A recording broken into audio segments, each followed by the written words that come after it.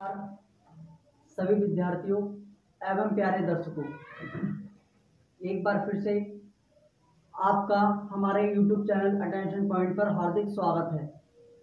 आज हमारा विषय है, आज हमारा प्रश्न है दोहरा लेखा प्रणाली क्या है। दोहरा लेखा प्रणाली क्या है? तो दोहरा लेखा प्रणाली जो है वो प्रचलन में 15वीं शताब्दी में आई थी। 15वीं शताब्दी में एक हमारे अर्थशास्त्री थे, गणितज्ञ थे, जिनका नाम था लूकस पैसियोली। लूकस पैसियोली इटली के एक माने हुए विद्वान और गणितज्ञ थे। इटली के इस गणितज्ञ के द्वारा ही हमारी दोहरा लेखा प्रणाली का आविष्कार हुआ। दोहरा लेखा प्रणाली जैसा कि नाम से प्रतीत होता है, दोहरा का मतलब दोबारा, पुनः। दोहरा लेखा प्रणाली वह प्रणाली है जिसमें एक खाते के दो पक्षों को देखा जाता है, या जिसमें एक लेन देन का दो खातों में लेखा किया जाता है। ऐसे समझ लीजिए, दोहरा लेखा प्रणाली वह प्रणाली है जिसमें एक लेन देन का दो खातों में लेखा किया जाता है। अब आप सोच रहे होंगे एक लेन देन का दो खातों में लेखा कैसे होगा। तो सबसे पहले आप ध्यान दीजिए कि हमारे खाते के ही दो पहलू होते हैं, एक डीआर और एक सीआर। डीआर को कहते हैं डेबिट और सीआर को कहते हैं क्रेडिट।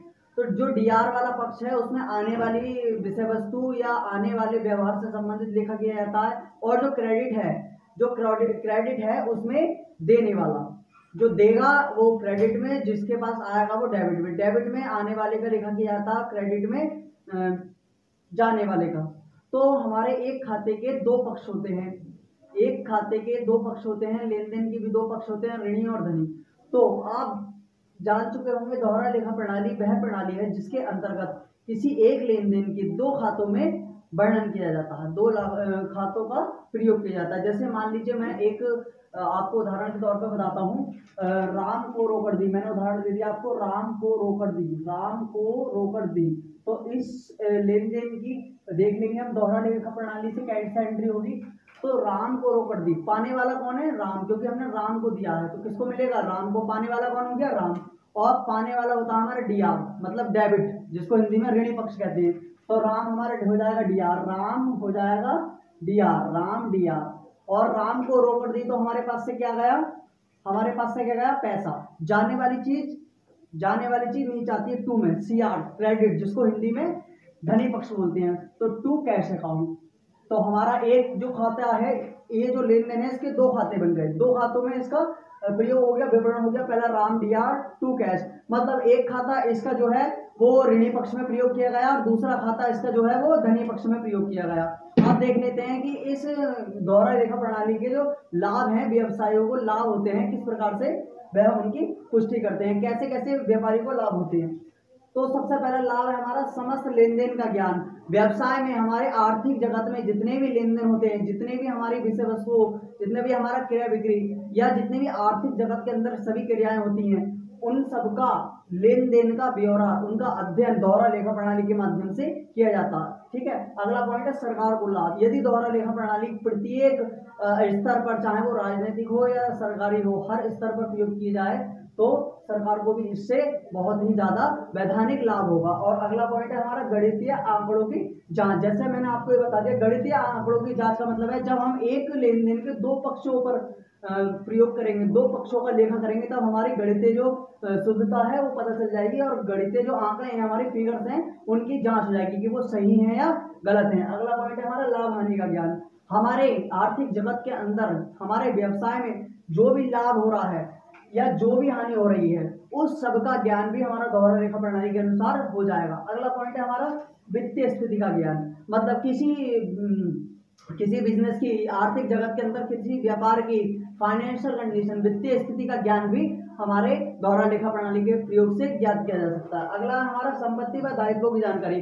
अब किसी व्यावसायिक संस्था में या किसी व्यक्ति के पास कितनी संपत्ति है और कितना उसको दायित्व देना है, कितना उसके पास दायित्व है, तो इन सब का अध्ययन भी पूर्ण रूप से, अच्छे रूप से, बिल्कुल संतोषजनक परिस्थिति में अध्ययन भी दोहरा लेखा प्रणाली के प्रयोग से किया जा सकता है। दोहरा लेखा प्रणाली का लाभ एक ये भी है, इससे हमारे संपत्ति और दायित्व दोनों की जानकारी प्राप्त होती है। अगला पॉइंट है हमारा तुलनात्मक अध्ययन, तुलनात्मक अध्ययन का मतलब किसी से कंपेयर करना, कोई चीज हम किसी से कंपेयर कर रहे हैं, उसकी तुलना कर रहे हैं, तो दोहरा लेखा प्रणाली जब हम प्रयोग में लाएंगे, इसका प्रयोग करेंगे, तो हमें इससे ये लाभ होगा कि हम किसी भी विषय वस्तु से अपने व्यवहार में किसी भी आंकड़े का किसी दूसरे पक्ष से तुलनात्मक अध्ययन, कंपेयर, उसको बिल्कुल संतोषजनक परिस्थिति में कर सकते हैं। अगला पॉइंट है हमारा समायोजन में सहायक।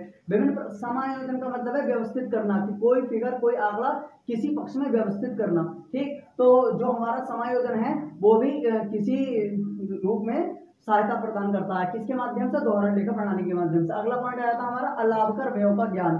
एक ऐसे व्यय जो हमारी कंपनी के अंदर, हमारे व्यवसाय के अंदर हो रहे हैं, खर्चे हो रहे हैं, लेकिन हमारे उनका ज्ञान नहीं है, हम लोगों को उनका ज्ञान नहीं है, लेकिन हम सोच रहे हैं वो हमारे किसी हमारे लाभ से संबंधित है। ऐसे खर्चे जो हमारे लाभ से संबंधित ना होते हैं, उन्हें अलाभकर व्यय कहते हैं। तो दोहरा लेखा प्रणाली के प्रयोग से हमारे जो अलाभकर व्यय है उनका भी हमें ज्ञान प्राप्त हो जाएगा। अगला हमारा छल कपट पर नियंत्रण। और व्यवसाय में जितने भी प्रकार के छल कपट होते हैं, जितनी भी धोखाधड़ी होती है, मिथ्यावादी बातें होती हैं, उन सबसे छुटकारा भी, उन सबको नियंत्रण लगाकर उन सबसे छुटकारा प्राप्त किया जा सकता है केवल दोहरा लेखा प्रणाली के आधार पर। उसका लाभ एक ये भी है। अगला वैधानिक माध्यम, वैधानिक मान्यता। वैधानिक का मतलब है कानूनी तौर पर यह है जो प्रणाली है वो एक बहुत ही अच्छी और सुविधाजनक प्रणाली है। सरकार भी इस प्रणाली के लिए अपनी मान्यता प्रस्तुत करती है। अगला वैज्ञानिक प्रणाली।